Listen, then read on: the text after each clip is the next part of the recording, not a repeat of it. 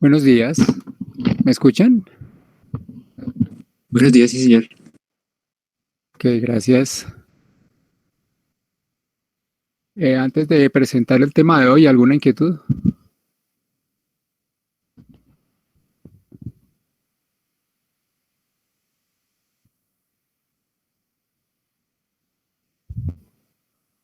Sí, profe, yo tenía una inquietud, pero creo que a lo mejor con las diapositivas que vi que envió, se resuelva hoy. De todas formas, pues la hago y es que cuando vimos que se utilizaban estas variables adimensionales, pues entiendo que simplifiquen el problema, pero mi pregunta es, ¿y uno cómo sabe qué es lo que representan físicamente estas variables? Pues por lo que son adimensionales.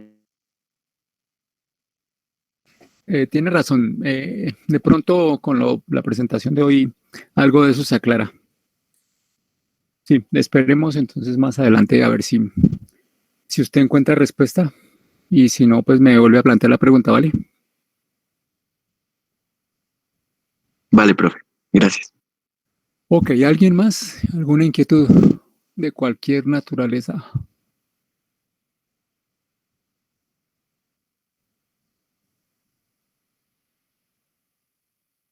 No, ok. Están viendo las imágenes, ¿verdad?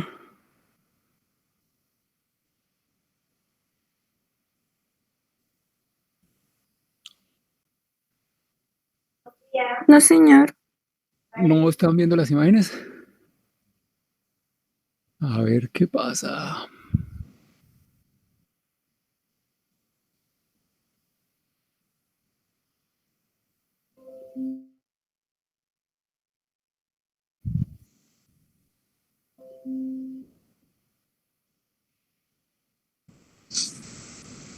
¿Me confirman, por favor, si lo están viendo?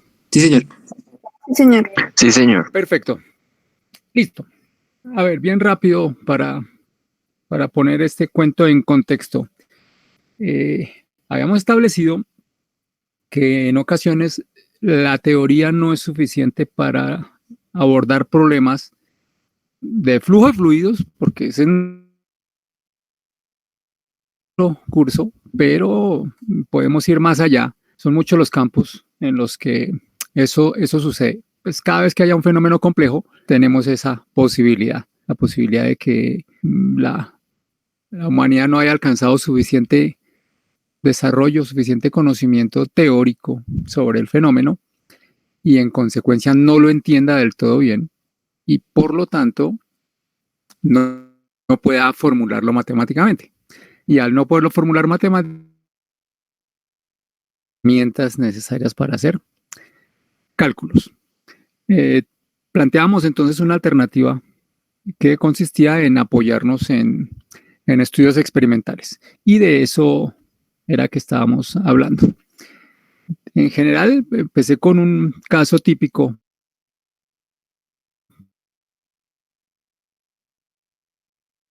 que hace parte del núcleo del curso y es aquel encaminado a la estimación de las pérdidas de energía debidas a la fricción. A ver, habíamos resuelto en algunos ejemplos balances sencillos de energía en los que en principio mmm, conocíamos las condiciones tanto a la entrada como a la salida y por diferencia determinábamos la energía mecánica perdida. A eso nos habíamos limitado en los balances. Pero más recientemente planteé una nueva versión del último caso en el que la idea era a la inversa. Me explico. En el caso base conocíamos las energías inicial y final y la energía mecánica que se suministraba en cierto punto mediante una bomba y el balance nos determinaba cuánta energía se había perdido por fricción. La nueva variante invertía los datos de energía mecánica perdida y de energía mecánica entregada por la bomba. O sea que esta vez el objetivo del cálculo era determinar la energía mecánica a suministrar mediante una bomba y para eso la herramienta es la misma, el balance de energía, pero entonces necesitamos conocer las pérdidas por fricción. El problema no es sencillamente como los problemas de matemáticas donde en una ecuación me dan X y yo despejo y al ratico por molestar, entonces me dan Y y me ponen a despejar X. No, aquí la cosa no es así algorítmica. La cosa es de dónde sacamos el valor de la energía mecánica perdida. No es inventémonoslo. Necesitamos una cifra que sea correcta, acorde con la física de la situación que estamos manejando, que era desocupar un tanque. Bueno, desocupar un tanque no, retirar líquido de un tanque, porque el tanque no se iba a desocupar, puesto que lo estábamos reponiendo ese líquido por la parte de arriba. Entonces, el eje del problema es cómo determinamos las pérdidas de energía mecánica. Había anunciado que para casos sencillos, donde no hay mucha interacción entre las partículas, donde las partículas viajan ordenadamente, entiéndase flujo laminar, el análisis teórico es relativamente fácil y funciona bien. Funciona bien quiere decir que los resultados que produce el análisis teórico son aplicables en la práctica. O sea, son directamente aplicables. La teoría funciona bien, la teoría reproduce bien la naturaleza de las cosas en esos casos. Pero cuando las partículas compiten por el espacio, viajan en direcciones cambiantes, viajan de manera errática. En realidad no viajan a veces partículas individuales, sino que se unen grupos de partículas y compiten con otros grupos de partículas por el espacio. Entonces, las interacciones son muy intensas y ahí es donde, digo, el humano todavía no conoce bien ese fenómeno, no tiene la posibilidad de explicarlo perfectamente mediante un análisis teórico, tiene que apoyarse en resultados experimentales. Y entonces surgió la idea de, oiga, ¿y entonces cómo hacemos la experimentación? Vamos a plantear cómo hacer la experimentación. Y hacíamos el inventario, resultaba que eran 7 variables las que íbamos a considerar. Y para ir considerando una por una en los ensayos, hacía la cuenta y para el ejemplo que estaba manejando resultaban un número grande de ensayos, 31.250, con un agravante, y es que las 2 etapas finales de ese plan experimental que estaba proponiendo no eran realizables, puesto que exigían modificar una propiedad física sin modificar la otra. Porque recuerden que para la experimentación, para que el análisis se pueda hacer, es necesario modificar variable por variable manteniendo las demás constantes.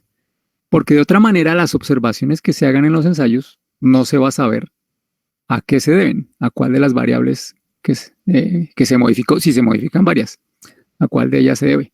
Entonces por eso se modifica una sola y de esa manera lo que uno observa necesariamente se debe a esa variable. Bien, entonces muchos ensayos, esos muchos ensayos pues demandan mucho tiempo, mucha mano de obra, además producen muchísima información que es difícil de organizar, aún con computadores, y peor aún, es difícil sacar conclusiones sencillas y rápidas de ese montón de información. Entonces, les decía, surge al rescate de los ingenieros una herramienta importantísima, fundamental, el análisis dimensional. El análisis dimensional es una cosa que sencillamente se basa en el hecho de que en los modelos matemáticos, que son ecuaciones, por supuesto, cada vez que uno sume, los términos que está sumando tienen que tener las mismas unidades y por lo tanto las mismas dimensiones. Y por supuesto, si se trata de ecuaciones, en los 2 lados de la ecuación, los términos tienen que tener las mismas unidades y por lo tanto las mismas dimensiones. Eso se llama el principio de consistencia dimensional. Cada factor y cada término de la ecuación tiene que ser consistente dimensionalmente con los otros. Esa es la base, repito, del análisis dimensional. Y hace mucho tiempo, los matemáticos estudiando la cosa se dieron forma de demostrar que un problema matemático con cierto número de variables era equivalente a otro con un número reducido de variables, con tal de que esas variables fueran adimensionales. Entonces, ahora en lo que estamos es en cómo abordar la tarea de encontrar las variables adimensionales. ¿Sí? Esa es la tarea. Entonces, para eso me remito a la imagen que están observando. Nuestro problema original abarca estas 7 variables. 3 son geométricas, longitud, diámetro y la rugosidad de la tubería. 2 son propiedades físicas, densidad y viscosidad. Y las otras 2 son la caída de presión y la velocidad. Olvidé mencionar, y lo destaco, que la caída de presión aquí desempeña un papel importantísimo porque el balance de energía para el tubo horizontal, en estado estable, una sola entrada y una sola salida, permite demostrar que la energía de flujo cambia en una magnitud idéntica a la energía mecánica perdida. Y como lo que queremos estudiar es la energía mecánica perdida, pues nos resulta fácil estudiarla observando la variación de la energía de flujo, o sea, observando 2 presiones. Bien, hicimos la lista de las 7 variables de nuestro problema y a continuación las describimos en términos de las dimensiones fundamentales. Les recuerdo que vamos a utilizar el sistema masa, longitud, tiempo y, de ser el caso, temperatura. No vamos a utilizar como variable fundamental fuerza. En ese sistema de dimensiones fundamentales o básicas, la descripción es la que estoy señalando aquí. Encontrar las dimensiones de cada variable es muy sencilla, a menos que las variables sean complejísimas, pero estas variables son terriblemente fáciles. De hecho, longitud, diámetro y rugosidad, pues obviamente son longitudes. La densidad, masa sobre volumen, facilísimo, ¿cierto? Velocidad, longitud sobre tiempo, facilísimo. De pronto las que tienen cierto desafío son diferencia de presión y viscosidad, pero se puede determinar las dimensiones utilizando alguna ley física, ¿sí? O alguna equivalencia, o incluso a partir de las unidades, pero es preferible utilizar alguna ley física. Por ejemplo, presiones, fuerza sobre área y fuerzas masa por aceleración, y así sucesivamente, y se llega a esto. O también es bien fácil, diferencia de presión sobre densidad es lo mismo que energía por unidad de masa. O sea, longitud al cuadrado sobre tiempo al cuadrado. Entonces, longitud al cuadrado sobre tiempo al cuadrado por las dimensiones de densidad darían las dimensiones de diferencia de presión. Lo mismo con la viscosidad. Para la viscosidad podría ser la ley de Newton. ¿Sí? Eso hago esa observación para que ustedes lo intenten por su cuenta. Arrancamos nuestro proceso de determinar la relación entre las variables adimensionales que van a servirnos para simplificar el problema que estamos abordando.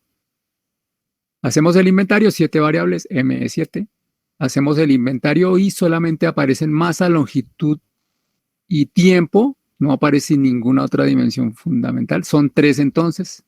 N es igual a 3. Y nuestro teorema dice, su problema tiene que ser equivalente a 1 con 7 menos 3, o sea, 4 variables adimensionales. Aquí presento el inventario. Esto lo habíamos presentado, discutido la vez pasada. No importa. Del número de ensayos que exigiría nuestro nuevo plan experimental. Para probar la primera variable serían necesarios 10, siguiendo con la idea que presenté antes, ¿no? Si vamos a probar la primera variable, hagamos 10 ensayos. Ok. Y después tomaríamos 5 valores de la segunda variable y tendríamos entonces 50 ensayos, porque para cada valor de la segunda variable haríamos 10 ensayos con la primera, ¿cierto? Después tendríamos que hacer con 5 valores de la tercera variable los 50 ensayos previos. Eso nos daría 250. Y con los 5 valores de la última variable tendríamos que hacer los 250 ensayos previos. 250 por 5 da 1250. Y de ahí fue donde presenté la conclusión. Esto representa una ventaja grandísima, ahorrarnos 30.000 ensayos. No solamente tiempo, dinero, sino el volumen de información va a ser mucho menor y por lo tanto va a ser mucho más fácil analizarlo. Esta parte es a la que le deberían poner más atención y es cómo se arman las variables adimensionales. Recuerden, tenemos que armar 4 variables adimensionales. Esas 4 variables adimensionales tienen que estar conformadas por algunas de las variables originales. Listo. ¿Qué se hace? Se arma lo que vamos a llamar un conjunto de variables de referencia o variables repetitivas. Ese conjunto tiene que tener n elementos, o sea, en nuestro caso, 3. 3 elementos. 3 variables de las originales. ¿Sí? ¿Cómo se escogen? En el conjunto deben estar todas las dimensiones, o sea, cuando uno haga la descripción dimensional de las variables, de las 3 elegidas, tiene que aparecer la masa, tiene que aparecer la longitud y tiene que aparecer el tiempo. Y si nuestro caso incluyera temperaturas, también tendría que aparecer. ¿Sí? Entonces, tienen que aparecer las 3 dimensiones de nuestro caso. Aquí por eso las listo. Tiene que aparecer masa, longitud y tiempo. Bien. Otro requisito es que las variables tienen que ser diferentes e independientes. ¿A qué nos referimos con eso? Diferentes e independientes dimensionalmente hablando. Eso significa que no pueden tener exactamente las mismas dimensiones. Por ejemplo, en nuestro conjunto no podrían estar tanto la longitud como el diámetro, porque son idénticas dimensionalmente. ¿Vale? También se considera que son dependientes y por lo tanto se excluyen mutuamente aquellas en las que la diferencia es solamente un exponente. Un ejemplo, una variable descrita por longitud sobre tiempo, como la velocidad, y otra variable descrita por longitud al cuadrado sobre tiempo al cuadrado, como la energía cinética. ¿Sí? Esas 2 variables son evidentemente dependientes, por lo tanto, si ponemos una, no podemos poner la otra. A eso apunta este simbolito, diferentes. Esos son requisitos obligatorios. ¿Sí? Ahora, los 2 siguientes no son obligatorios, pero son convenientes. Es mejor escoger las variables más sencillas. La sencillez es viendo las dimensiones. Entre menos dimensiones fundamentales tenga, más sencilla. Entre menos exponentes diferentes de uno tenga, más sencilla. Ejemplo, la longitud es más sencilla que la velocidad. Una sola dimensión, aquí hay 2. ¿Sí? Y la velocidad es más sencilla que la viscosidad. Aquí hay 3, aquí hay 2. ¿De acuerdo? Otro ejemplo. Masa por longitud a la -3 es más compleja que una que no está aquí. Pero supongamos que fuera masa sobre longitud o masa por longitud. Porque ambas tienen las mismas dimensiones, masa y longitud, pero esta tiene un exponente más grande. 3 o -3, un número diferente de 1. A eso me refiero con la sencillez. En realidad ese requisito se puede quitar porque lo único que va a suceder si escogemos las variables complejas, o sea, con hartas dimensiones o con exponentes, va a ser que se complica un tricito el álgebra de lo que viene. Pero es un tricito. Eso es un complique menor. Este otro requisito es, en nuestro problema no vamos a escoger la diferencia de presión porque eso es lo que queremos estudiar. A ver, les explico. Es que estas variables que vamos a escoger puede que hagan parte, resalto el puede que hagan parte de las 4 variables adimensionales que vamos a buscar. O sea, es posible que las variables que pongamos aquí estén en las 4 nuevas variables. En ese orden de ideas, si escogiéramos a la caída de presión, sería posible que estuviera en las 4 variables.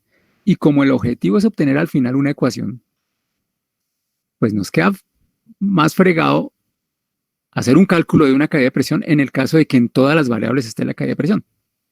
Sería preferible que estuviera en una sola variable. Entonces, por eso se excluye la variable importante, la variable objeto de estudio, la variable dependiente no la vamos a colocar en el conjunto. Listo. Dicho eso, entonces hagamos inventario. Para la masa, candidatos para la masa, ustedes pueden ver que está la caída de presión, está la densidad y está la viscosidad. Esas son las tres variables que tienen masa, ¿cierto? No vamos a escoger la caída de presión, ya expliqué por qué. Y entre densidad y viscosidad vamos a seleccionar la densidad porque, digamos, nos gustó, es más sencilla. Una variable más sencilla. Entonces yo escojo la densidad. Listo. Para la longitud, candidatos es lo que hay. Todas en nuestro problema tienen longitud. Entonces dejemos la decisión de última. ¿Sí? Para el tiempo, la caída de presión la descartamos. Ya saben por qué. Quedan solo dos candidatos, viscosidad y velocidad. Y evidentemente, la velocidad es más sencilla. Vamos a escoger la velocidad. ¿Ok? Ahora, nos queda escoger un representante de la longitud. Quedan poquitos para seleccionar. Bueno, quedan 5 para seleccionar, un montón. Quedan estos 3 y queda la viscosidad, ¿cierto? En la pelea vamos a descartar la viscosidad, más complicada que cualquiera de las otras 3. Y entre las otras 3, arbitrariamente yo voy a escoger el diámetro. Hago una advertencia. Las variables resultantes van a depender del conjunto que seleccionemos. Como es evidente que no hay un solo conjunto que cumpla las restricciones, las condiciones claves, que son las 3 primeras, ¿cierto? Entonces, el resultado final no necesariamente va a ser único. Por ejemplo, podría ser distinto, y espero que lo verifiquen, si escogen este juego de variables repetitivas. Les estoy pidiendo que hagan el ejercicio, ustedes, con viscosidad, longitud y velocidad en vez de densidad, diámetro y velocidad. Ok, ya tenemos entonces nuestras 3 variables. ¿Cómo armamos las nuevas variables? Bueno, las nuevas variables se acostumbra a llamarlas pi, en vez de B1, B2, B3, pi1, pi2, pi3. Recuerden, el requisito es que son adimensionales. Por lo tanto, las dimensiones, no sé si recuerdan las dimensiones de una magnitud, se acostumbra a colocarlas entre paréntesis cuadrados. Las dimensiones serían masa, longitud, tiempo y, de ser el caso, temperatura a la 0. El exponente tendría que ser 0 de manera que desaparezcan. ¿De acuerdo? Masa a la 0, pues es un número puro, un 1. No aparece la masa y así sucesivamente. Así las vamos a armar. Así las vamos a armar, no, así deben ser. Las vamos a armar cogiendo las variables repetitivas y multiplicándolas. Y además agregamos alguna de las que no seleccionamos en el conjunto. Ok, por ejemplo, agarramos densidad, velocidad y diámetro. Voy a escribirlo por aquí, ahorita lo reitero. Densidad, velocidad y diámetro, que son las 3 repetitivas. Y una de las otras 4 que no seleccionamos. Cualquiera, la caída de presión. ¿Sí? Esta va a ser la variable, una de las variables que vamos a buscar, pero vamos a colocar exponentes A, B y C, porque si dejamos solamente la multiplicación no nos va a dar adimensional. Entonces es posible que la densidad la tengamos que elevar al cuadrado, la velocidad a la 0,5, el diámetro al cubo, de manera que cuando multipliquemos termine adimensional. Vamos a ver, eso se hace sistemáticamente, hay varias formas de hacerlo. Yo solamente voy a presentar una. Observen que aquí está lo que propuse. Aquí está. Primera variable adimensional, la vamos a llamar pi1, la segunda pi2, pi3, pi4. Observen que en las 3 está el producto de B-ρ, las 3 que escogimos. Y en la primera, la caída de presión, en la segunda, la longitud, la rugosidad en la tercera y en la última, la viscosidad. O sea, una de las no repetitivas en cada grupo pi. Ok. El objetivo está aquí a la izquierda. Es transformar una relación funcional que incluye 7 variables reales por una que es equivalente, pero que incluye solamente 4 variables. Esto es un problema matemático. Es posible que estas variables no tengan significado. ¿Sí? Es posible, pero también es posible que algunas de ellas lo tengan. Vamos a ver entonces cómo es que es este método, que es de los más sencillos, que es el único que vamos a exponer aquí. Entonces, les puse colocar aquí exponentes, los pueden llamar como les parezca. Yo los bauticé A, B y C. ¿Ok? Lo que sigue es, pues, decir que esto va a ser una igualdad, ¿cierto? Expresar que el objetivo es que esto sea adimensional. Entonces voy a escribir el término de la derecha, pero con las dimensiones. ¿A qué me refiero? En vez de poner diámetro, voy a poner una longitud, que es su dimensión, ¿cierto? Centímetros, por ejemplo, y el exponente. En vez de la velocidad, voy a colocar longitud, tiempo a la -1 y un exponente que va a ser b. En vez de la densidad, sus dimensiones, masa, longitud a la -3 y su exponente c. Y en vez de la diferencia de presión, masa, ¿recuerdan cuáles son? Para eso hicimos la lista. M, L-1, T-2.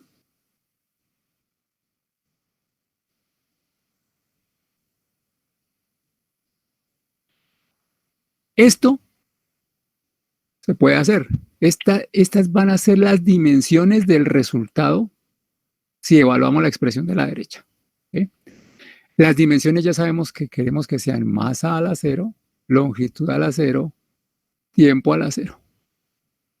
Y entonces de esta ecuación que estoy señalando, podemos obtener 3 ecuaciones, una para la longitud, una para el tiempo, una para la masa, y resolverlas simultáneamente. Pero aquí no hay necesidad de eso porque es muy fácil mirar lo siguiente. Por ejemplo, si miramos la masa,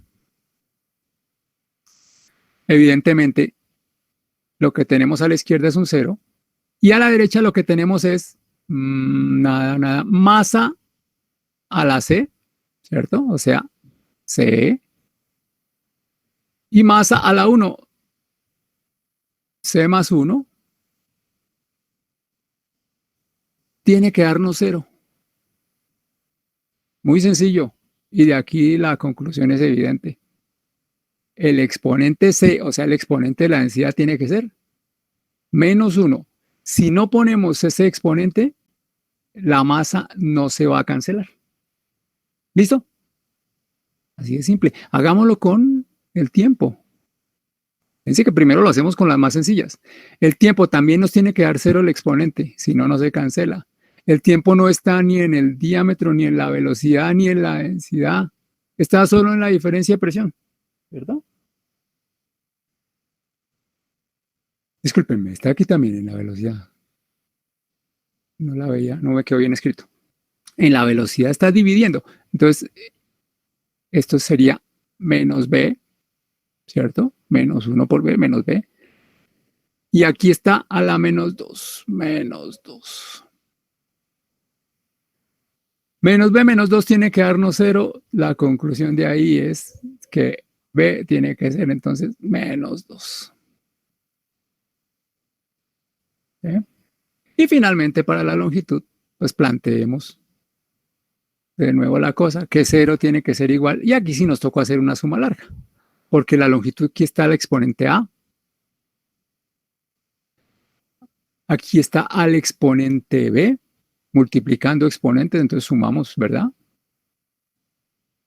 Aquí está a la -3 elevado a la c, o sea, -3c. Y finalmente está a la -1. ¿De acuerdo?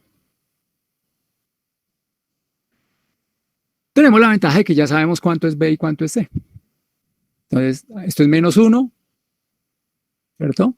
¿Qué? Perdón, B es menos 2. Menos 2, menos 3 veces menos 1 es más 3. Menos 2 más 3 va en más 1. Menos 1, 0. A más 0 debe dar 0. A tiene que ser 0. ¿Listo? Les doy ahí 2 minutos para que verifiquen esta álgebra que les acabo de proponer y ya continúo.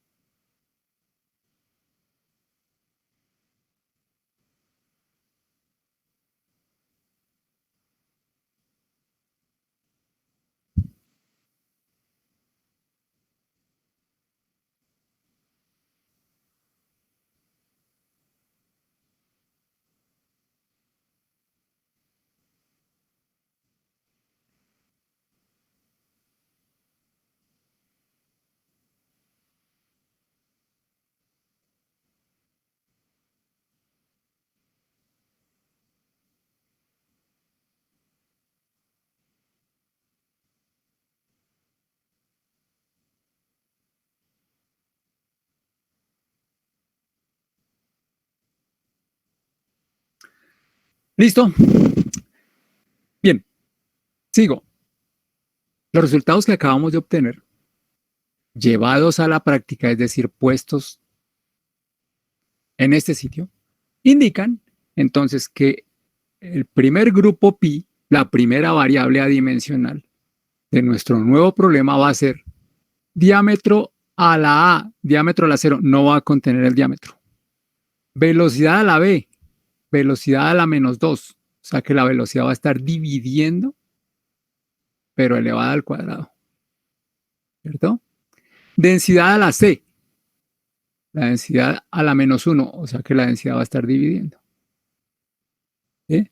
Y la caída de presión.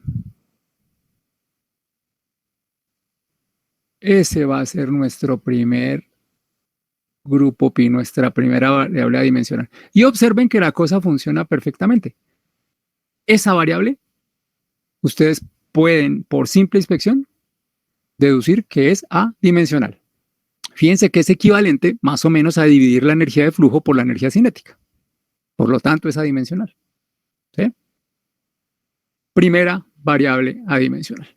Hagámoslo con la segunda y las otras dos las dejamos para actividad en casa extra sesión, llamémoslo así. La segunda variable lo mismo, multiplicamos las 3 del grupo repetitivo y en este caso la longitud. Exponentes los que quieran, A, B y C o como quieran, X, Y, Z.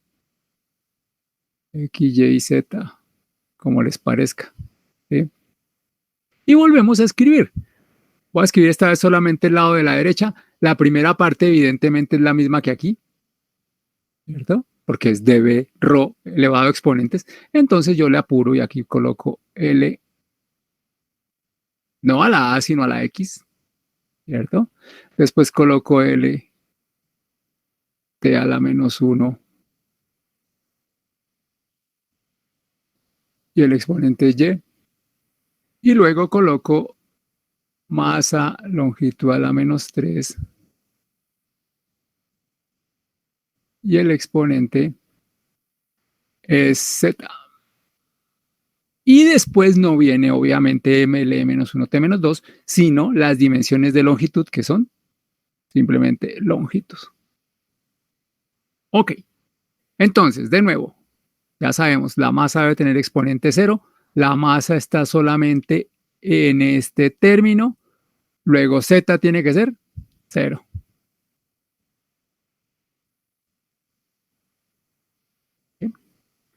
Vamos para el tiempo está aquí elevado a la menos 2, en consecuencia menos 2. Y no hay más. Discúlpenme, estoy escribiendo una barbaridad. El tiempo está elevado no a la -2 porque esto es una y. A la -y. ¿Cierto?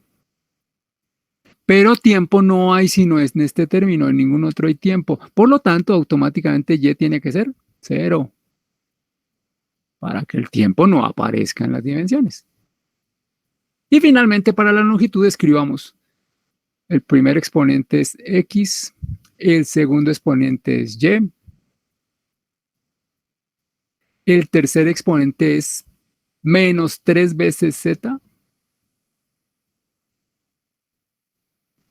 y finalmente agregamos el exponente del último término, que es un 1. Y esto debe darnos 0, ¿cierto? Pero como x y y son 0, pues la conclusión es sencillísima. X debe ser menos 1. Y observen que esto funciona perfectamente.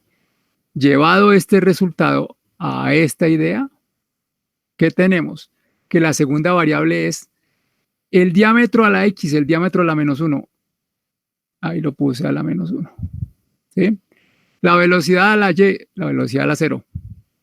La densidad a la z, densidad a la 0. Y la longitud. Y obviamente esto es adimensional. Este es un caso de los que habíamos podido ahorrarnos el álgebra, porque tenemos que armar una variable adimensional que tenga longitud y diámetro, pues sencillamente dividimos longitud sobre diámetro. De hecho, eso es lo mismo que va a suceder aquí, en pi3. Fíjense que también están diámetro y rugosidad, que ambas son longitudes. El tercer grupo va a ser epsilon, la rugosidad absoluta sobre el diámetro, que nos da la rugosidad relativa. El último grupo, siguiendo la misma estrategia, se le colocarían exponentes m, n, ñ, si quieren, y evaluamos m, n y ñ, y el resultado es familiar. Bueno, ya vamos a ver. El resultado es esto que estoy escribiendo. Ustedes pueden ver que es el inverso del número de Reynolds y ustedes ya saben que el número de Reynolds es adimensional. Entonces, efectivamente, hemos conseguido un resultado en la línea en que estábamos moviéndonos. ¿Cuál es? Queremos agrupar las 7 variables originales en 4 grupos. Esos grupos son adimensionales, ahí están. Y ustedes pueden ver que no falta ni una de las variables originales. Ni una. Hagan el inventario y entre las 4 están repartidas las variables originales. Algunas se repiten, tal como les anuncié. Miren que el diámetro apareció en 3 y había podido aparecer en la 4ª. Solo que casualidades de la vida en esta oportunidad, no. Entonces, nuestro nuevo problema es, hay una función de delta p sobre rho b cuadrado, L sobre D, epsilon sobre D y mu sobre db rho, que podemos igualar a 0, y ahí nos detenemos. Hasta ahí llegó el análisis dimensional. El análisis dimensional nos trajo hasta aquí, nos regaló una nueva relación funcional. Ahí paramos. Lo que sigue es buscar la ecuación que describa el comportamiento de nuestro fenómeno en términos de estas 4 nuevas variables, pero eso no lo hace el análisis dimensional, no lo puede hacer. Eso tenemos que hacerlo experimentalmente. ¿Ok? Pero aquí son solo 4 variables y haciendo el inventario nos vamos a ahorrar 30.000 ensayos. Primera cosa. Segunda cosa. Recuerden que en la experimentación dejamos fijas 2 variables, modificamos una y observamos la otra. ¿Cierto? Después cambiamos de variables, vamos moviendo una por una. Antes teníamos un obstáculo y era cómo variar la densidad sin variar la viscosidad o viceversa. Esta vez ese obstáculo no existe. ¿Por qué? Porque lo que necesitamos es variar o pi1, o pi2, o pi3, o pi4. ¿Cierto? Y por ejemplo, ¿dónde están viscosidad y densidad? En el último grupo, pi4. Lo que tenemos que hacer es variar pi4 en los ensayos. ¿Cómo? Como quieran, variando la viscosidad o la densidad o la velocidad o el diámetro, lo que sea más fácil. Según describimos la vez pasada en los ensayos, variábamos la velocidad, ¿recuerdan? La variábamos 10 veces. Eso equivale a tener 10 números de Reynolds distintos usando el mismo fluido en los 10 ensayos y usando el mismo tubo en los 10 ensayos. Simplemente variaríamos la velocidad y estamos variando esta variable adimensional. Una ventajota. Vamos a ver entonces cómo sería ahora nuestro desarrollo experimental. Ojalá recuerden que ya he propuesto unos resultados de unos ensayos en los que variábamos la velocidad moviendo la apertura de una válvula y observábamos la diferencia de presión. Con un tubo, que no me acuerdo qué dimensiones tenía, 10 metros tal vez. Esa parte no la retuve. Miremos. Aquí de hecho lo que estoy haciendo es utilizando esos resultados. Sí, aquí están los datos. Estos son los mismos datos del ensayo que mencioné en la ocasión anterior. Pero esta vez no nos preocupan las variables individuales. Las pasadas decíamos, usamos un tubo de 10 metros de largo, 25 milímetros de diámetro, la rugosidad era 45 milésimas de milímetro y utilizamos un fluido parecido al agua, digamos, con densidad 1000 y viscosidad 0.001. Y en un ensayo medimos la velocidad y nos dio 9.2 metros por segundo, si no estoy mal. Ok, y en otro la medimos y nos dio 4. Y en el que medimos y nos dio 4 la velocidad, también medimos la diferencia de presión y nos dio 78.270 pascales. Voy a usar esos resultados, los del primer ensayo. Pero, insisto, no voy a calcular, no me voy a preocupar por las variables reales, las originales, sino por las nuevas. Entonces, miren, aquí estoy calculando una de las nuevas variables. Longitud 10 dividido el diámetro, 25 milímetros.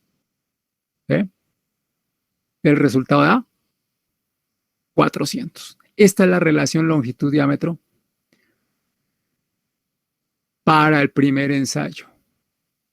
Aquí tengo la rugosidad del tubo que usamos y el diámetro en milímetros ambos. El resultado es la relación epsilon sobre d, o sea, rugosidad relativa.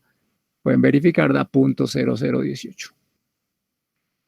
Aquí tengo viscosidad, diámetro, velocidad de ese ensayo, 4 metros por segundo, y densidad 1000. Este es el grupo pi4. Acá, viscosidad sobre diámetro, velocidad y densidad.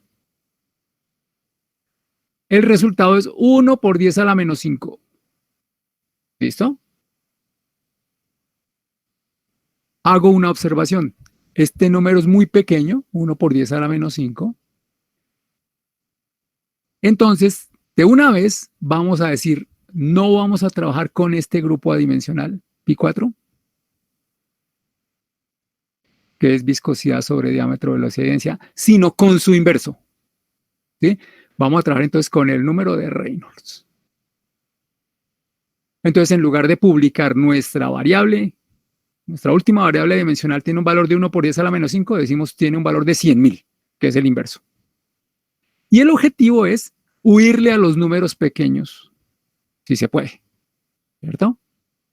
Sí, es que el número de Reynolds tiende a tener valores muy grandes y entonces aquí el resultado sería un número chiquito, muy chiquito, muy chiquito. Es sencillamente por eso. Es obvio que un número adimensional invertido también es adimensional. Elevado a cualquier potencia sigue siendo adimensional. Multiplicado por una constante sigue siendo adimensional. Pues por una constante adimensional, claro. O sea, por un número puro. Entonces eso es lo que vamos a aprovechar aquí. Invertimos un número adimensional y trabajamos con eso, con su inverso. Ese también es adimensional. Listo. Fíjense que tengo 3 de las nuevas variables calculadas con los resultados del mismo ensayo de antes. Nos falta calcular la cuarta, o sea, la primera de la lista. Diferencia de presión sobre densidad y velocidad al cuadrado. Aquí está. Diferencia de presión 78.270 pascales. densidad 1000 kilogramos por metro cúbico y velocidad 4 al cuadrado. Cuando se hace esta operación, el resultado es 4.89. ¡Listo!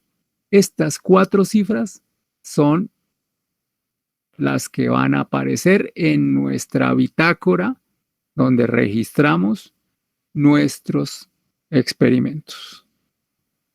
Ensayo número 1, fecha tal, efectuado por fulano de tal, en tal instalación, está descrito perfectamente el equipo, se indicará qué tubería, qué material de la tubería, qué fluido, ¿sí? Y se indicarán las mediciones. Pero la parte que nos interesa es que al final diremos la relación longitud-diámetro era 400, la rugosidad relativa 0.0018, el número de Reynolds 100.000 y delta P sobre ρ cuadrado 4.89. Lo mismo vamos a hacer con los ensayos 2 y 3. Aquí están las cifras. Pero recuerden que en los ensayos 2 y 3 y hasta el 10º no modificamos el tubo. Todos se hicieron con la misma tubería. Luego no se modificó la relación longitud-diámetro ni la rugosidad relativa. Simplemente se modificaba velocidad y se modificaba la caída de presión. Entonces los únicos números que cambian son Reynolds y el de la caída de presión. Para el segundo ensayo con las cifras correspondientes es cambiar la velocidad en vez de 4,9,2. Y aquí es cambiar la velocidad y la caída de presión observada. Dan 230.000, fíjense que siguen dando más grandes, antes era 100.000, ahora 230.000. Y este término 3.95 para el tercer ensayo 25.500 y 6.82. Y así seguiríamos con nuestros 10 ensayos y hacemos lo que propusimos en esa oportunidad, que es, observemos en una gráfica cómo cambia una variable con respecto a otra. La variable a observar es delta P sobre ρ cuadrado, ¿cierto? Que es donde está el objeto de nuestro interés, la caída de presión. Y la otra variable es la que fue cambiando de ensayo a ensayo, la otra que fue cambiando, el número de Reynolds. Eso es lo que está expuesto en esta grafiquita. ¿Ok? En esta grafiquita entonces lo que tenemos representado es pi1, esta cantidad, contra el número de Reynolds, que es el inverso de pi, 4. Son 3 curvas. ¿Por qué? Me adelanté. En realidad solamente tenemos, con lo expuesto hasta ahora de los 10 primeros ensayos, la primera curva, esta. ¿Eh? Esos son los ensayos. Lo que pasa es que recuerden que después venía la idea de nos toca cambiar otra variable. ¿Qué significa eso? Agarramos a modificar ahora esta variable. Nos enfrentamos al problema de, oiga, investiguemos, el efecto de la rugosidad. ¿Cómo? Seleccionemos 5 valores de rugosidad. 3, 4 y 5. De hecho, ya seleccionamos uno. Con ese ya hicimos 10 ensayos. Hagamos otros 10 con este otro, otros 10, otros 10 y otros 10. Aquí están representados los resultados con la segunda rugosidad y con la tercera. Habría que agregar las 2 curvas restantes en el caso de que hayan sido 5. O sea que aquí lo que tenemos es un parámetro sobre estas curvas. Ese parámetro es la rugosidad, ¿vale? Yo les indico en qué dirección está disminuyendo la rugosidad en los ensayos. ¿Cómo cambiamos la rugosidad experimentalmente? Recuerden que la rugosidad depende del material de construcción de la tubería y de cómo se construyó la tubería. Entonces cogemos un material inherentemente más liso. Si lo primero se hizo con hierro, lo segundo lo hacemos con acero inoxidable o con cobre o con aluminio. Y el tercero lo hacemos con uno más pulido y el último lo hacemos con vidrio, con plástico, que son supremamente lisos. ¿Ok? ¿Listo? Fíjense a lo que hemos llegado. Un resultado muy interesante porque ya a estas alturas habríamos estudiado 3 de las variables, 3 de las 4 variables. Nos faltaría estudiar la relación longitud-diámetro. Para eso escogeríamos 5 longitudes y para cada una de esas repetiríamos todo este cuento. ¿Ok? Pero resulta que cuando uno empieza a estudiar el efecto de la longitud, después miran cómo es facilísimo. O de una vez, sí, me conviene de una vez. Hagámoslo de una vez. Lo que se hace es esto. Yo voy a hacer por aquí, permítanmela. A ver si yo limpio un poquito esto. Si se dejara.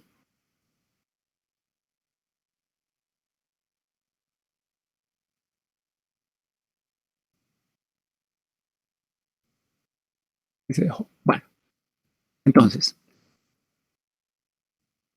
nos toca estudiar el efecto de la longitud, ¿cierto? En vez de escoger 10 longitudes y repetir los ensayos, en realidad lo que se hace es esto. Digamos que esta es la tubería, ¿ok? Esta es la tubería que mide 10 metros.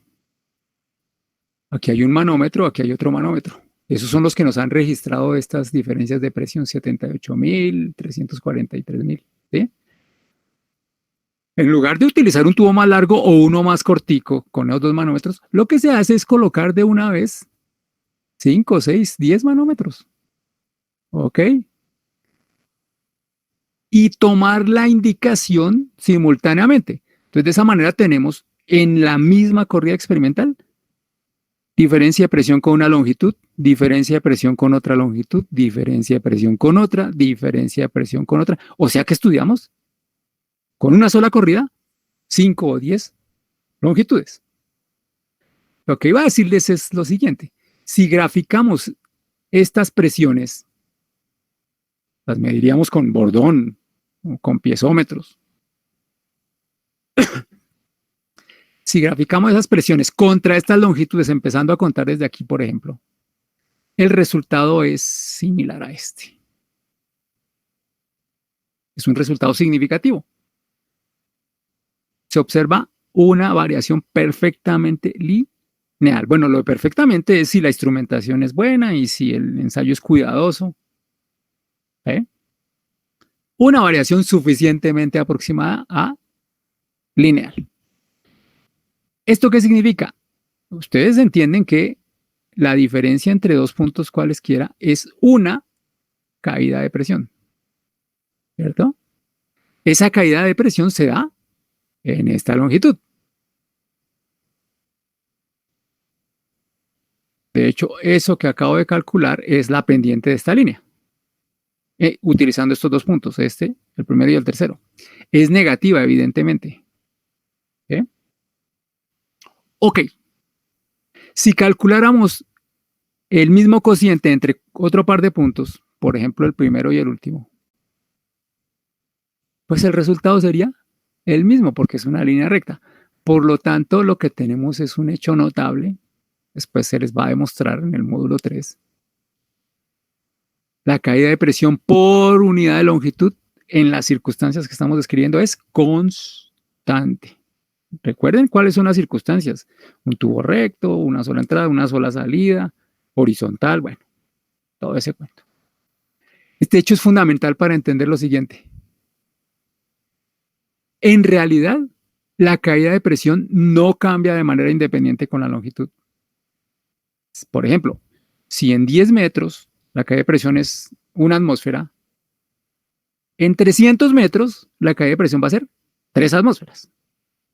Y en 500 va a ser 5. O sea, se nota que si cambiamos la longitud, sabemos cuánto va a cambiar la caída de presión. Significa entonces que no son independientes. Podríamos entonces haber dicho desde el principio, oiga, llamemos a esto, voy a poner un símbolo ahí todo extraño. Esto, un rayo. Llamemos a esta variable, a esta combinación de variables, rayo. Una nueva variable. Se llama gradiente hidráulico. Pérdida de presión por unidad de longitud. Gradiente hidráulico. Devolvámonos. No pongamos en la lista estas dos separadas, sino pongamos el gradiente hidráulico. La variable no es caída de presión, la variable no es longitud. La variable es caída de presión sobre longitud. Por supuesto, las dimensiones van a cambiar. Serán ml-2, t menos 2. Pero lo fundamental es que estábamos equivocados. Nuestro problema no tenía 7 variables, en realidad tenía 6. Entonces no íbamos a necesitar 31.000 ensayos, sino 6.250. Y el teorema Pi nos permite reducir el problema de 6 a 6 menos 3, 3 variables. Mejor dicho, se nos fue la mano. Estábamos buscando 4 porque no advertimos esto y 3 eran suficientes. Todavía una ventaja adicional. Podríamos volver a plantear todo esto para encontrar solo 3 grupos pi, pero no en esa por un hecho bien sencillo. ¿Cuál es? Si hacemos el cociente entre 2 grupos pi, el resultado también es adimensional, ¿cierto? Por supuesto. Entonces, ¿qué tal si cogemos el primer grupo pi y lo dividimos por el segundo grupo pi? Vamos a hacerlo. Yo lo voy a hacer por aquí.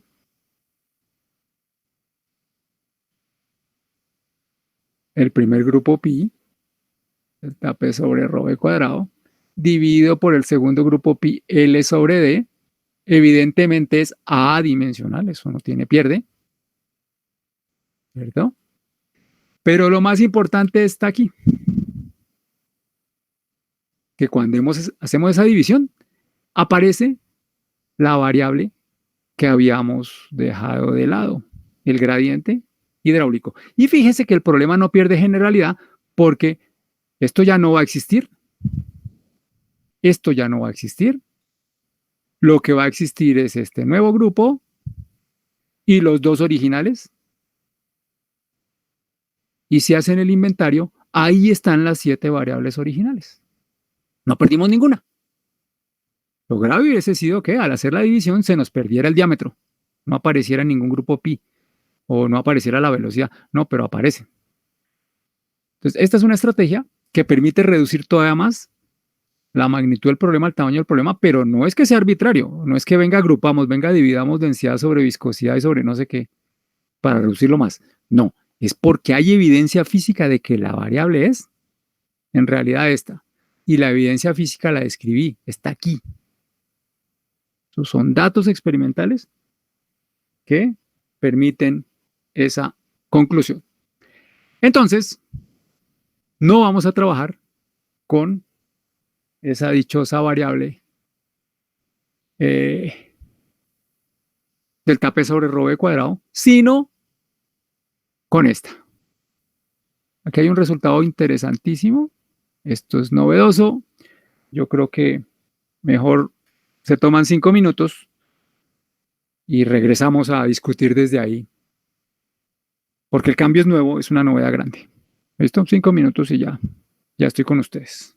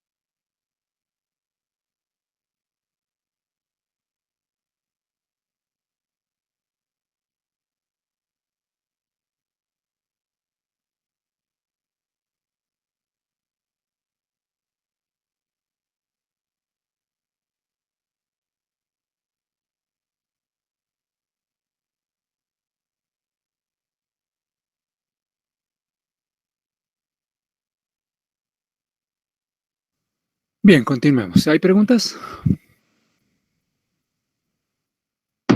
Sí, profe. Es que no me quedó bien claro de dónde salió que delta de P sobre la longitud fuera una constante. Ok.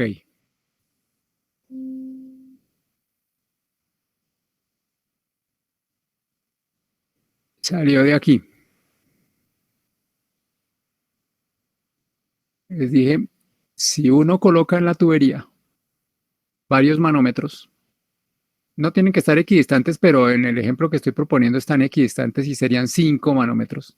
¿Sí? 1, 2, 3, 4, 5. Si se toman las medidas experimentales, esta es una gráfica ilustrativa, pero ilustra una realidad. Y es, si se toman las mediciones experimentales, se leen en la misma tubería, en el mismo ensayo, sin modificar nada. Ahí está circulando agua a 4 metros por segundo. Entre los dos extremos tenemos las 78.270 kilopascales de caída. Pero si además medimos las presiones intermedias, tenemos estos puntos. ¿Sí? Entonces, si se hace la gráfica, resulta una línea recta. La realidad es que en el flujo de líquidos a través de tubos en las condiciones en las que estamos describiendo, horizontal, una sola entrada, una sola salida, etcétera, etcétera, etcétera, la caída de presión varía linealmente con la distancia. Por lo tanto, la presión varía linealmente con la distancia. Por lo tanto, la caída de presión también varía linealmente con la distancia. Es lo que les decía antes cuando les indicaba, si entre estos dos puntos tenemos una atmósfera de diferencia de presión y aquí tenemos 10 metros, pues en este ensayo la presión varió una atmósfera cada 10 metros. En los siguientes 10 metros volvió y varió una atmósfera. En los siguientes, una. En los siguientes, una atmósfera. En 40 metros varió, pues 4 atmósferas. En 30 metros varió 3 atmósferas. De ahí es de donde sale la idea. El gradiente hidráulico es una constante. ¿De acuerdo? Sí, gracias, profe. Bien. Ok, entonces, recapitulando rápidamente, nuestro problema lo hemos reducido de 7 a 6 con este hecho, variables, y con el análisis dimensional de 6 a 3 variables. No repetimos el cálculo de las variables, no hubo necesidad. Simplemente haciendo el cociente entre 2 encontramos la nueva variable adimensional. Al dividir pi1 por pi2, obtenemos esta, o llamémosla pi5, si quieren, pi5. Perdónenme que estoy escribiendo con lo que no es. ¿Qué hice yo? El aparato de escribir, por aquí está. Llamémosla pi5,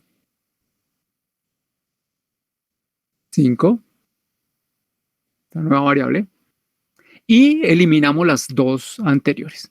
Nuestro problema aquí en adelante tiene a pi5, a la rugosidad y al número de Reynolds. Fíjense que ya hicimos dos trucos con los números adimensionales. El primero fue invertir a pi4 y trabajar con Reynolds, y ahora combinar pi1 y pi2 para trabajar con pi5. De hecho, vamos a hacer un truco más. Vamos a usar un truco más. ¿Cuál es? Multiplicar a pi5 por una constante adimensional, 0,5. Aquí está. Este es el hecho al que los estaba invitando antes de la pausa, que les decía que es importante, es notable. No vamos a trabajar con pi1 ni con pi2 por este hecho. Vamos a combinar pi1 y pi2 dividiendo uno por el otro. Pero además lo vamos a multiplicar por 0,5 y al resultado lo deberíamos llamar pi6. Lo vamos a simbolizar F minúscula, que es una variable fundamental en este curso. Se llama factor de fricción. Factor de fricción. Y cuando se utiliza esta constante 0,5, el factor de fricción es el factor de Fanning. Se escribe con 3 Ns. Fanning. Y lo advierto porque a veces se prefiere trabajar con una constante distinta. En vez de multiplicar por 0,5, se multiplica por 2. O sea, 2 veces pi1 sobre pi2 Se llama factor de fricción, pero no de Fanning, de Darcy.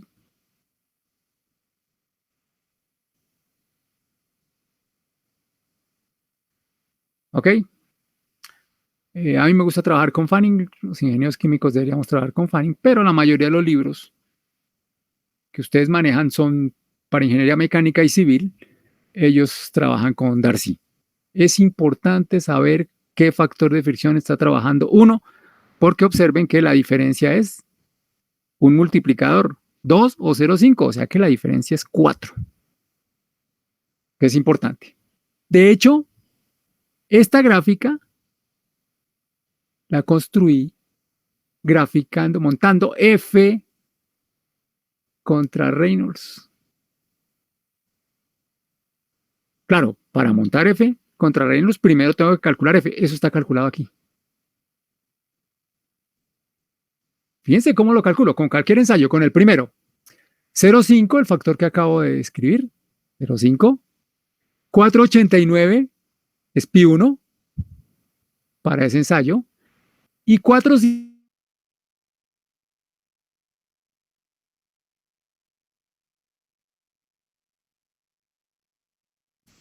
no me acuerdo cuánto. Este lo hacemos. Yo tengo una calculadora aquí a la mano. Discúlpenme que eso no lo anoté.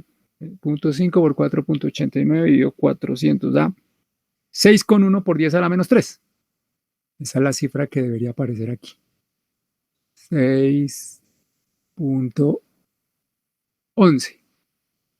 Para el segundo ensayo, pues es 0,5 por 3,95 dividido 400. 4,9 por 10 a la menos 3. Y así sucesivamente.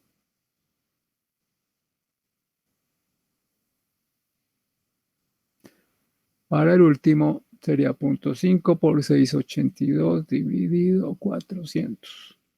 8,5. Estoy trabajando con un solo decimal ahí, pero deberíamos trabajar con por lo menos 2.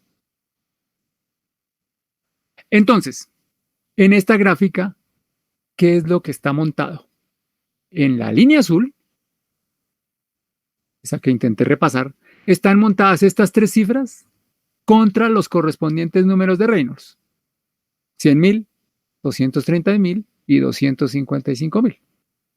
Cuando hagamos los otros ensayos con otra rugosidad, tendríamos la curva anaranjada y con otra rugosidad la curva gris y con otras dos curvas aquí abajo. Y observen el impacto de esto.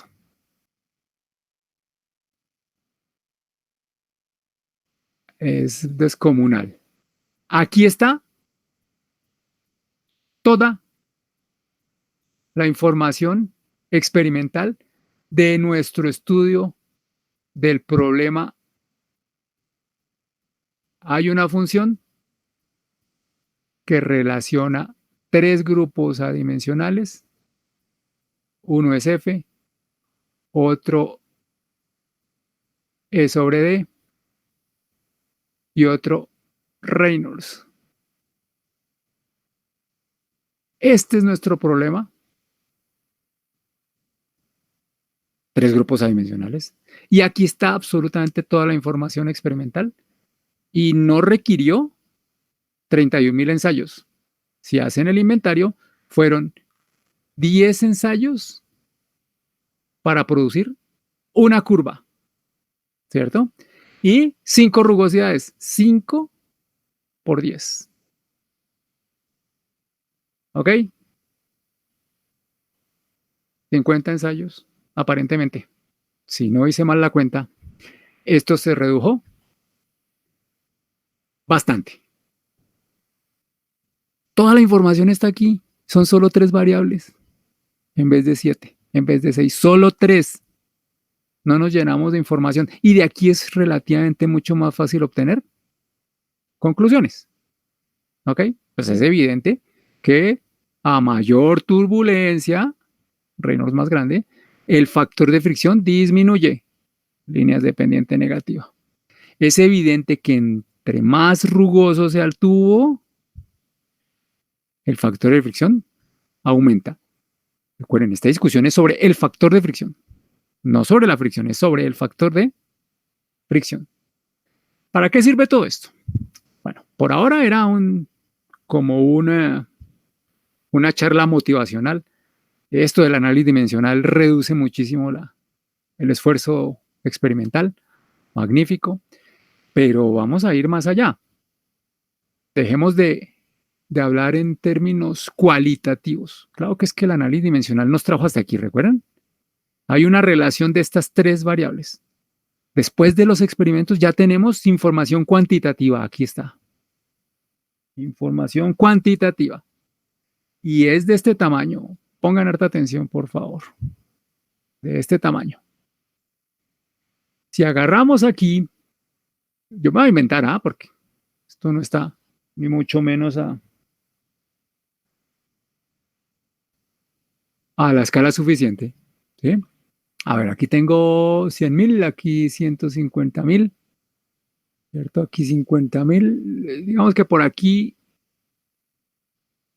pensemos que es Reynolds 61.000, ¿vale? Una cifra que necesito para una discusión que voy a presentar más adelante. 61.100. 61.111, ahí está. Supongan que es eso. ¿Ok? Supongan, además, que esta línea que voy a trazar aproximada, muy cerquita a la anaranjada, es para una rugosidad de 2 por 10 a la menos 3.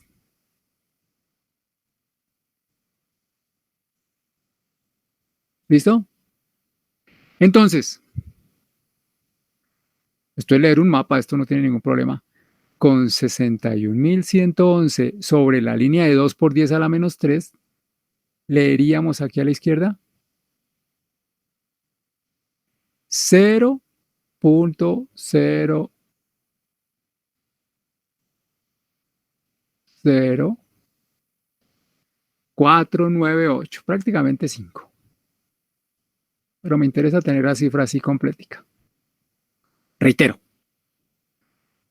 los experimentos hechos con agua, con un tubo de 10 metros de largo, algunos de ellos, otros con otro tubo de 10 metros de largo, pero con otro material, y otros 3 materiales, porque fueron 5 materiales, digamos, aquí solo están representados 3, yo insisto en eso. Esos experimentos, siempre con agua, con tuberías de tamaños muy decentes, 10 metros de largo no es mayor cosa. Es más, las 5 tuberías podrían tener los mismos diámetros, pero materiales distintos, y eso cambiaría la rugosidad. Esos experimentos arrojan toda esta información. Y esa información dice que si Reynolds es 61.111 y la rugosidad es 2 por 10 a la menos 3, el factor de fricción vale 0.00498. Observen que eso ya es tener una ecuación, solamente que está en forma gráfica. Ya superamos el análisis dimensional que nos trajo hasta aquí. Dijo, las variables son estas, relaciónelas.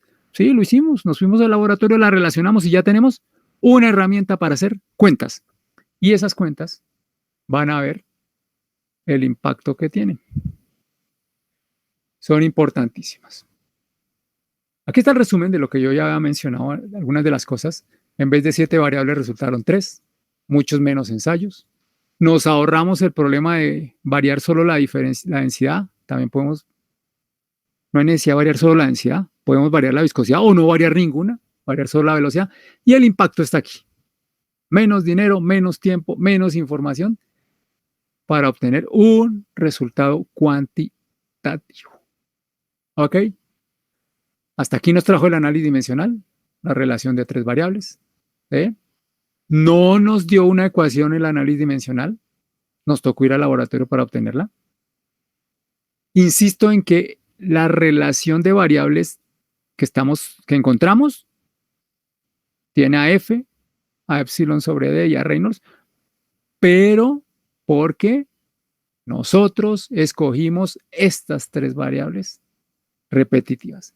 Si se hubiesen escogido otras, de pronto los grupos adimensionales serían otros y la experimentación cambiaría un poquito, o los números por lo menos. Otro detallito, pues como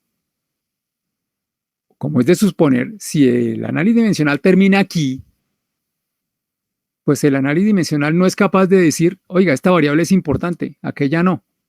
Simplemente dice, organizadas así son adimensionales, hágale usted. Son los experimentos los que dicen cuáles variables son importantes y cuáles no. Me explico. Con un ejemplo. Podríamos haber dicho, oiga, ¿será que la caída de presión, será que sí depende de la viscosidad? Yo no creo, no la pongo. Por supuesto, entonces el desarrollo siguiente sería distinto y no aparecería en ningún grupo pi la viscosidad. ¿Cierto? Cuando hagamos los experimentos, va a resultar algo que es muy común. Y es que aquí hay un comportamiento raro, un comportamiento para el cual no hay explicación.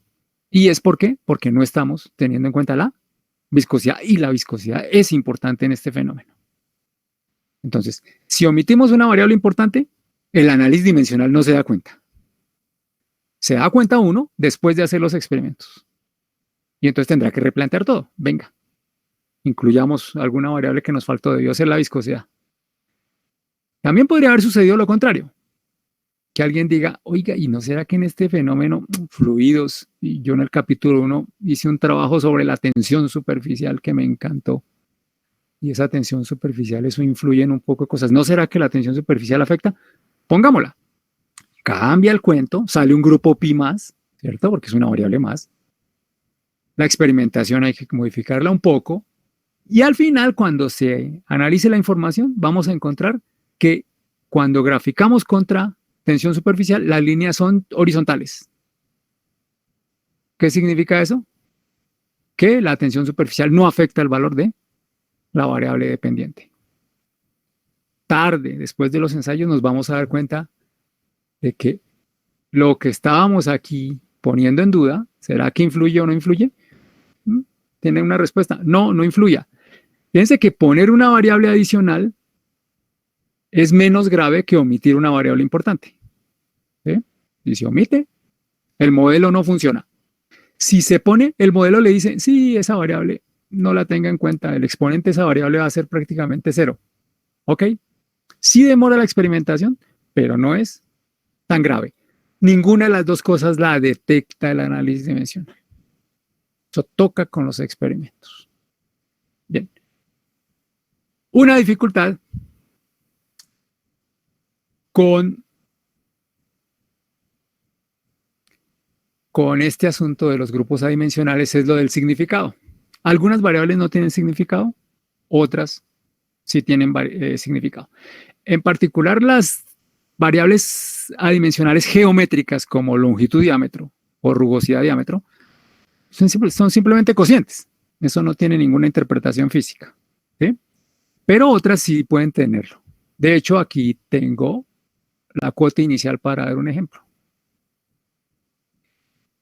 El número de Reynolds se puede interpretar como el cociente entre dos fuerzas. Aquí están propuestas. Arriba tengo descritas las fuerzas de inercia y abajo las fuerzas viscosas. A ver si le hacemos rápidamente un desarrollo a esto para demostrarlo. Las fuerzas de inercia pues son del tipo masa por aceleración. ¿Sí? Masa pues es evidentemente densidad por volumen, ¿cierto? Y aceleración es velocidad sobre tiempo. Aquí voy a hacer una mezcolanza interesante porque voy a mezclar variables compuestas con variables simples, dimensiones básicas con variables que tienen dimensiones derivadas. Ya les explico de qué estoy hablando. Ahí lo que formulé fue fuerzas inerciales, masa por aceleración. Pero esta longitud al cubo la puedo descomponer y escribir densidad, longitud al cuadrado por longitud y divido esa longitud por el tiempo y obtengo velocidad. Y velocidad por velocidad nos daría velocidad al cuadrado. Ustedes lo hacen con cuidadito. Pueden comprobar que esto es dimensionalmente hablando, equivalente a fuerzas inerciales. Ahora, las fuerzas viscosas también aguantan un tratamiento parecido. Iremos. Las fuerzas viscosas, pues son las del primer módulo. Fuerzas son esfuerzos por superficies sobre las que actúan los esfuerzos, ¿verdad? Y los esfuerzos son proporcionales a la viscosidad y proporcionales a la deformación, y la deformación es del tipo velocidad sobre distancia, ¿cierto? De V de Y, por ejemplo. Ahí tengo formulado el esfuerzo. Si multiplicamos por el área, tendríamos expresadas dimensionalmente las fuerzas viscosas. Esto se puede simplificar la longitud y tenemos viscosidad, velocidad, longitud, ¿cierto? Aquí está expresada la fuerza viscosa, aquí está expresada la fuerza de inercia. Si hacemos la división, fuerzas de inercia sobre fuerzas viscosas, ¿qué resulta? Lo pueden hacer ahí mentalmente, queda facilito, ¿cierto? Se cancelan velocidad y longitud, desaparecen del denominador y quedan sencillas en el numerador, y entonces queda densidad, longitud, velocidad sobre viscosidad. Reynolds. ¿Eh? Esto es una forma de encontrarle explicación física a las nuevas variables. Reynolds, al parecer, explica de alguna manera la relación entre fuerzas de inercia y fuerzas viscosas. Cuando Reynolds sea muy grandote, es porque las fuerzas de inercia superan ampliamente a las fuerzas viscosas. Lo contrario cuando Reynolds sea pequeño. ¿Sí? Es el caso del flujo laminar. En el flujo laminar, Reynolds es pequeño, 4.000, 2.000, perdón, 1.000, 50. Es porque predominan las fuerzas viscosas. Fíjense que no estamos diciendo que sea exactamente el cociente entre las dos fuerzas. Es proporcional al cociente entre las dos fuerzas. Aquí hay otro ejemplo, es el número de Freud. Freud se escribe. Aquí está cómo se evalúa. Ese no está entre los que propusimos. ¿Sí? Y les dejo de tarea, para que lo hagan ustedes solitos, la demostración de que es algo relacionado con el cociente entre fuerzas de inercia y fuerzas gravitacionales. Las fuerzas de inercia ya las formulé aquí en el ejemplo, y las fuerzas gravitacionales pues son sencillamente masa por gravedad, ¿cierto? Y masa, pues lo mismo que hice antes, densidad por volumen y por gravedad. Ya lo hice yo, la tarea que les iba a proponer. Dividan las inerciales por las gravitacionales y les va a dar no esto, sino el cuadrado de esto. ¿Recuerdan? Un número adimensional sigue siendo adimensional si lo elevamos a un exponente. Si le sacamos raíz quinta, raíz cúbica, si lo elevamos a las 7, sigue siendo adimensional. Este es un detalle importante. El análisis dimensional permite darle interpretación física a algunas variables y eso ayuda a entender a veces los fenómenos. Lo que acabo de explicarles, cuando el número de Reynolds es grandote es por el predominio de fuerzas de inercia sobre las viscosas, y eso tiene impacto sobre cómo estudia uno el flujo turbulento. Lo van a ver en el módulo 3. Aquí estaba describiendo ventajas de lo que hicimos, limitaciones de lo que hicimos, y una de las principales ventajas está aquí. Esto del análisis dimensional nos da las bases para lo que se llama modelar en ingeniería. Aquí está descrito qué es modelar en ingeniería. Es básicamente obtener resultados en un modelo, ¿sí? Y con base en esos resultados, estimar los que se tendrían en un prototipo. Aquí las palabras clave son prototipo, la inicial P, y modelo, la inicial M. Digamos que, y esto es lo que es en el diario hablar se acostumbra, Modelo es una versión a escala de algo real. Lo real, digamos que es el prototipo, y la versión a escala es el modelo. Un ejemplo, vamos a estudiar el movimiento de los barcos al atravesar un canal. Listo, eso podríamos hacerlo mirando los barcos allá en el canal de Panamá o en el canal del Suez o cualquier otro, pero sería terriblemente costoso, demorado. De pronto han visto, se hacen modelos a escala para no tener que irse hasta el canal propiamente dicho y no tener que estar tomando medidas sobre un barco enorme. Se hace un barquito pequeño, se pone en un canal artificial y se hacen las mediciones ahí. Eso es trabajar con un modelo, en este caso un modelo a escala reducida, 500 veces más pequeño que el prototipo, que el barco. Pero no siempre el modelo es más chiquito que el prototipo. Por ejemplo, para estudiar el flujo en los capilares del cuerpo humano, el flujo de sangre, pues ni modo que hagamos un modelo más pequeño de los capilares. Al contrario, ahí lo que hay que hacer es estudiarlo en un modelo más grande. Se pone un poco de mangueras, esas de jardinería, en un cuarto allá en el LIC, y se hace el estudio a escala ampliada. Listo. Básicamente, la idea está aquí. Estudiamos en el modelo y los resultados los interpretamos y con base en ellos estimamos lo que sucedería a una escala diferente. Mucho mayor en el caso del barco, mucho menor en el caso de los capilares. Y el fundamento de eso está aquí. Esta frase que está escrita en azul. ¿Sí? Está demostrado. Esto otra vez es obra de los físicos y los matemáticos. Está demostrado que dos sistemas, M y P, ¿sí?, que cumplan un par de cosas importantes, y es que deben obedecer la misma relación en términos adimensionales y además deben obedecer a las mismas condiciones en términos adimensionales. Me explico. No se trata de...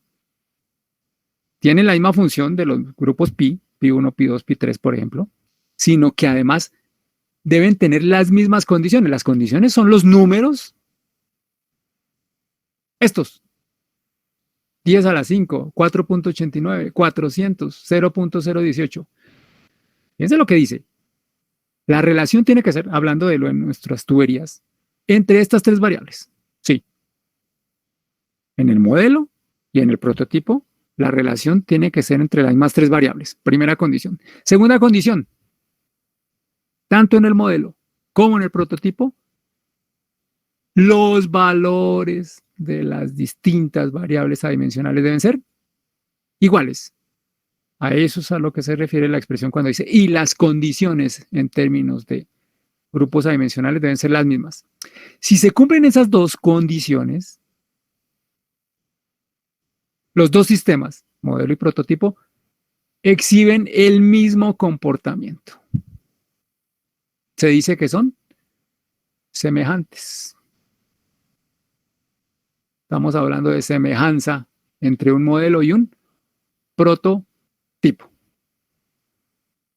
Digamos que esta es la parte filosófica. La parte práctica, ¿cuál es? En la práctica el requisito está aquí. Para que los dos sistemas sean semejantes, o sea, tengan el mismo comportamiento, deben tener la misma forma, deben moverse de la misma manera y deben tener fuerzas semejantes. Deben ser desde esas tres perspectivas, semejantes. Entonces hablamos de semejanza geométrica, de semejanza cinemática y de semejanza dinámica. Reitero lo importante de este cuento.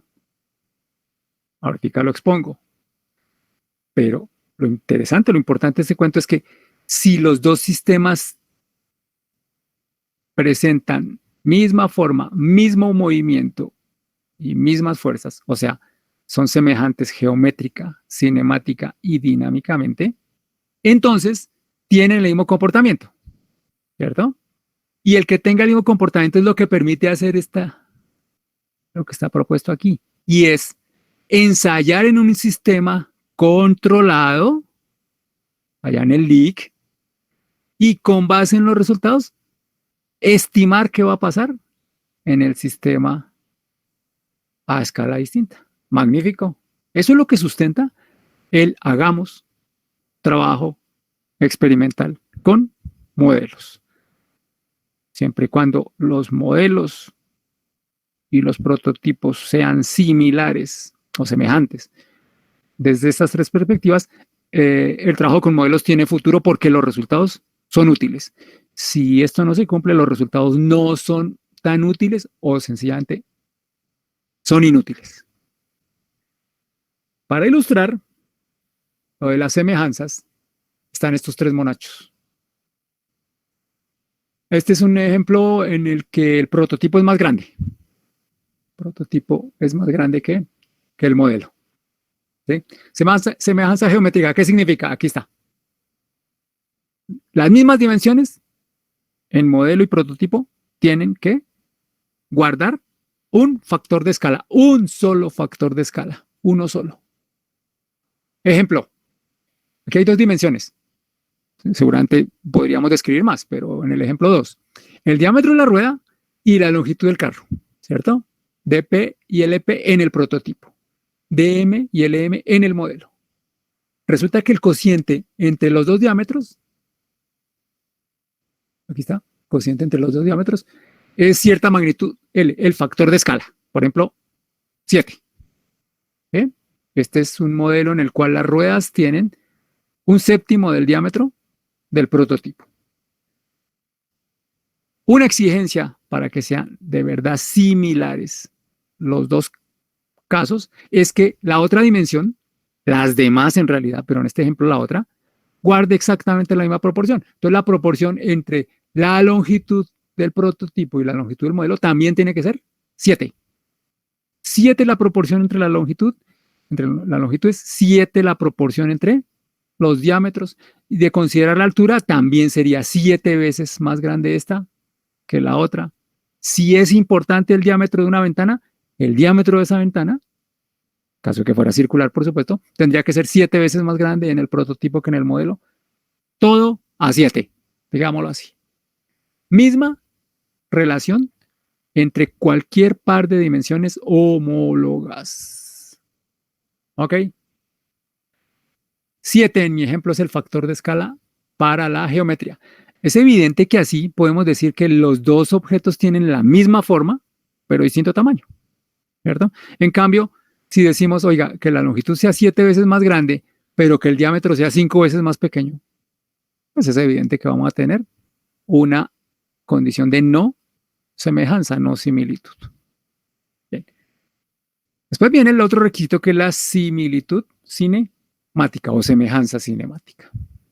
Eso exige es que se tenga la misma relación entre velocidades homólogas. Mejor dicho, dos velocidades, una en el prototipo, la velocidad en este sitio, y la misma velocidad en el modelo, no tienen que ser iguales. Pueden tener cierta proporción, digamos que esta sea 2 veces la otra, 2 veces. Pero entonces, cualquier otra velocidad importante, como la velocidad en v, también tiene que ser el doble. Fíjense que es lo mismo que en el caso de la geométrica, pero esta vez estamos relacionando no dimensiones, sino velocidades. Velocidad en A en el prototipo igual a 2 veces velocidad en A en el modelo. Velocidad en B en el prototipo, 2 veces velocidad en B en el modelo. Velocidad de giro de la rueda igual a lineal, ¿no? Velocidad lineal igual a 2 veces la velocidad en la rueda y así sucesivamente. Importante recordar que las velocidades son vectores y entonces esto de la semejanza exige no solo que las magnitudes sean el doble, sino que las direcciones sean iguales, ¿cierto? Cuando se garantiza esta condición de semejanza de las velocidades del factor de escala, tenemos garantía de que el movimiento va a ser idéntico en el modelo que en el prototipo. O sea, esto que sería una línea de corriente tiene exactamente la misma forma en los dos objetos, solo que de distinto tamaño. Es obvio que para que haya semejanza cinemática, primero tiene que haber semejanza geométrica. Si aquí lo que tenemos es un bus y aquí tenemos una bicicleta, pues ni riesgos de que tengamos semejanza cinemática, ni riesgos, porque ni siquiera los puntos serían homólogos. A este punto A, ¿qué correspondería en el Transmilenio? ¿Qué correspondería en la bicicleta? No se sabe. Entonces, la primera es condición para la segunda. Y las dos son condición para la tercera, que es la semejanza dinámica. Esa lo que exige es la misma historia, pero no con longitudes, no con velocidades, sino con fuerzas. Todas las fuerzas homólogas en los dos casos tienen que ser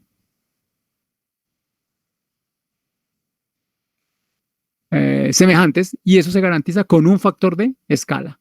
Por ejemplo, esta fuerza podría ser la mitad de esta. Pero entonces otra fuerza importante, destaco eso, importante, en el prototipo tendría que ser la mitad del valor que tenga en el modelo. Fíjense en algo, los factores de escala no necesariamente son mayores que uno. Unos pueden ser mayores que uno, otros pueden ser menores que uno. Lo importante es que en este caso el factor de escala sea único. En este único y en este único. Pueden ser distintos los tres factores de escala. ¿Cuál es la ventaja? Reitero, si se cumplen las tres cosas, tendríamos comportamientos iguales y podríamos hacer las mediciones que se nos antoje en el modelo, en condiciones de laboratorio, en condiciones controladas por nosotros, y sacar de los resultados de esos ensayos información directamente utilizable en cuanto al funcionamiento de los prototipos, sin necesidad de tener que ensayar con los prototipos, que puede ser costoso como el caso del barco, o imposible como en el caso de la circulación en los capilares, la circulación de sangre en los capilares. ¿Listo? Bien. En fluidos se admite que a lo sumo participan 6 tipos de fuerzas, en realidad 5, pero es una discusión que no vale la pena. Fuerzas debidas a la gravedad, el peso, masa por gravedad. Fuerzas debidas a la presión, ustedes saben que fuerzas debidas a la presión es presión por área, ahí está. Fuerzas debidas a la viscosidad, fuerzas viscosas, esfuerzo por área. Fuerzas debidas a la tensión superficial, ¿sí? Y fuerzas debidas a la elasticidad. Ok, esos son lo de capilaridad y elasticidad. No se preocupen que no se aborda en el curso, o por lo menos no con el rigor y la amplitud que se le dedica a las otras. Entonces no se preocupen. Esto es para presentar una idea general, y es que estas 5 son los posibles tipos de fuerzas que uno va a encontrar en un problema de movimiento de fluidos. Aquí lo que tengo es desarrolladas dimensionalmente algunas de esas fuerzas. Esto lo hice en una imagen anterior, ¿cierto? Las gravitacionales pues son masa por gravedad, o sea, densidad por volumen y por gravedad, que es equivalente a densidad, volumen, de longitud al cubo y gravedad. Las de presión, presión por área, o sea, presión por longitud al cuadrado. Las de viscosidad, pues lo hicimos la vez pasada, eran velocidad, viscosidad y longitud multiplicadas, y así sucesivamente. Aquí están expresadas las de tensión superficial, extensión superficial por longitud, y las de elasticidad, este módulo por la longitud al cuadrado. Estamos diciendo, todo esto que está aquí, más lo que omití, las viscosas μVL, son fuerzas. Luego, cada una de estas cantidades tendrá dimensiones de fuerza. Luego, si dividimos cualquier cantidad de esas por otra, tenemos un número adimensional. ¿Sí? Ahora, también vamos a considerar las fuerzas de inercia, otra vez masa por aceleración, y este desarrollo lo presenté en una imagen anterior. La propuesta es, dividamos cualquiera de estas por las fuerzas de inercia. Y tenemos un grupo adimensional importante en fluidos. ¿Listo? Esta parte es más informativa que otra cosa, pero me interesa que la conozcan. Si lo hacemos con la gravedad, ya lo había propuesto antes, el número es el de Fraude. Si lo hacemos con las fuerzas de presión, es el número de Euler. Si lo hacemos con las viscosas, es Reynolds.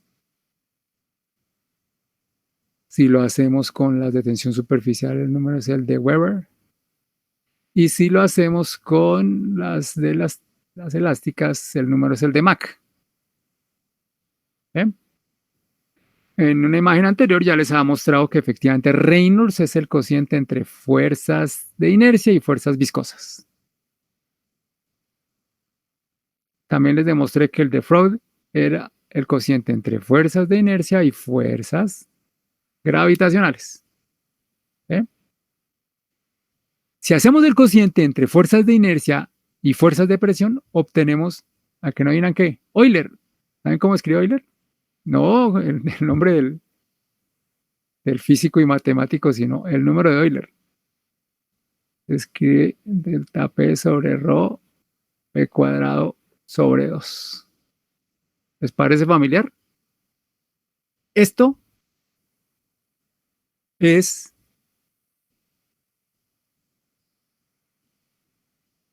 la mitad de esto. Perdón, el doble de esto. O sea, desde hace rato puedo decirles, oiga, pi1 es primo hermano del número de Euler. No era necesario porque iba a desaparecer después, ¿no? Esto desapareció en nuestro análisis. Ok. La parte fuerte del cuento. Sí, tenemos estas tres condiciones. En realidad podríamos decir si tenemos similitud o semejanza dinámica, porque las otras dos son condiciones necesarias para la tercera. Si tenemos semejanza dinámica perfecta, los cocientes entre las distintas pares de fuerzas tendrían que ser iguales en el modelo y en el prototipo. Lo digo de otra manera.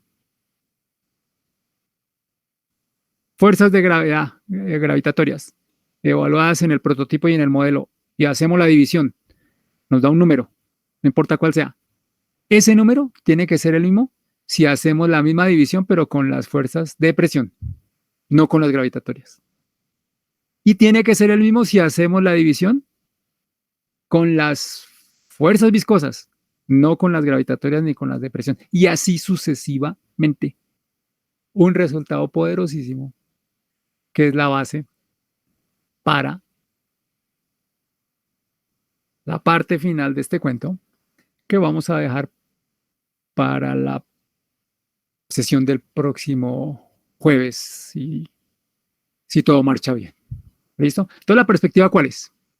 La perspectiva es mostrarles cómo aprovechar este hecho para, haciendo ensayos controlados en un modelo, predecir condiciones a gran escala o a pequeña escala. De una vez anticipo la situación que voy a plantear. La situación que voy a plantear es la siguiente. ¿Cómo hacer experimentos en un laboratorio, en el LIC, con miras a sacar conclusiones sin necesidad de hacer este montaje que es el que queremos estudiar en realidad? Lo que queremos es estudiar el flujo de queroseno, no es crudo, sino queroseno, por un tubo de 5.4 centímetros, 200 metros de largo, a razón de 5.3 litros por segundo. El tubo es de 2 pulgadas y media, de acero inoxidable 160, después les digo qué es eso. Repito, lo que queremos es saber qué sucede aquí.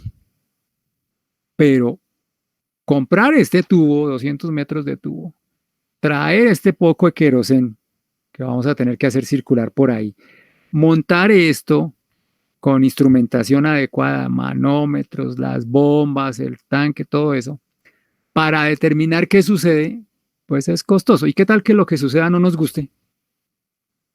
No nos convenga, pues habríamos perdido el dinero y el tiempo. La propuesta es, hagámoslo barato. Hagámoslo en un tubo pequeño, en un laboratorio. Podemos aprovechar un montaje que ya tengamos. ¿Sí? No hay que traer queroseno, vamos a hacerlo con agua. ¿Sí? Usemos otro material, no tiene por qué ser ese acero inoxidable. ¿Sí? Pero tenemos que saber cómo hacer el ensayo. ¿Para qué?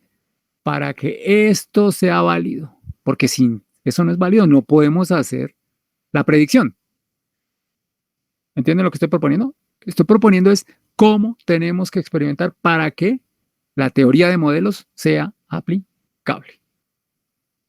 Eso es lo que vamos a abordar en primera instancia, cómo hacerlo. Y después extrapolamos la idea a, y si el caso no es este, 200 metros, un tubo como de 5 centímetros, querosén, sino este, un tubo de 800 millas, que son 1.000.000, casi 1.300.000 kilómetros, perdón, metros.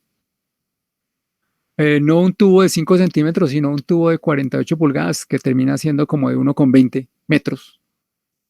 No vamos a hacer circular 5.3 litros por segundo, sino 576.000 barriles por día. No vamos a hacer circular queroseno, sino crudo pesado. Aquí están descritas las propiedades. Y lo peor, esto no va a ser en una fábrica allí en Puente Aranda. Quienes no conocen Bogotá, pues eso es cerquita a la universidad. ¡Ay, esto se varó! Se trabó este bicho. No sé cómo destrabarlo. Algo hice.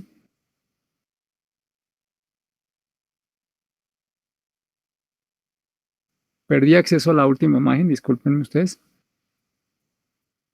A ver si se deja o no se deja.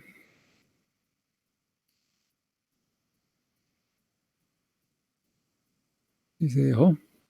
Les decía que lo peor es que esto no es en Puente Aranda, sino en Alaska. Aquí es más evidente que no podemos darnos el lujo de comprar este montón de tubería, poner a circular el crudo, a ver qué pasa. Entre otras cosas, porque implicaría conseguir aparatos que muevan estas bombas. O sea, en realidad lo que estamos proponiendo es la idea con la que empecé la historia hoy. Necesitamos predecir en estas circunstancias las pérdidas. ¿Para qué? Para con ellas y un balance de energía determinar qué clase de bombas, qué tamaño de bombas y sobre todo cuánto nos va a costar comprarlas y tenerlas funcionando. Esa es la perspectiva. Como no lo podemos hacer experimentalmente de manera directa sobre el oleoducto, la idea sería hacerlo sobre un modelo, siempre y cuando tengamos semejanza completa. Si no conseguimos semejanza completa, no podemos hacer la predicción. Esa es la historia. La base son los números adimensionales y respetar las relaciones de escala de longitudes, velocidades y fuerzas. Eso es lo que viene. Si hay preguntas, 1 minuto, si es algo urgente, y si no, los espero el próximo jueves. Cualquier inquietud me la ponen por el Classroom o directamente por correo, ¿vale?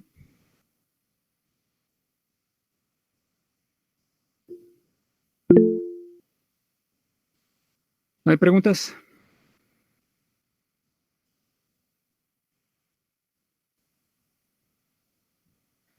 Ok, dejémoslo entonces de ese tamaño. Todo por hoy. Buen día. Que estén muy bien.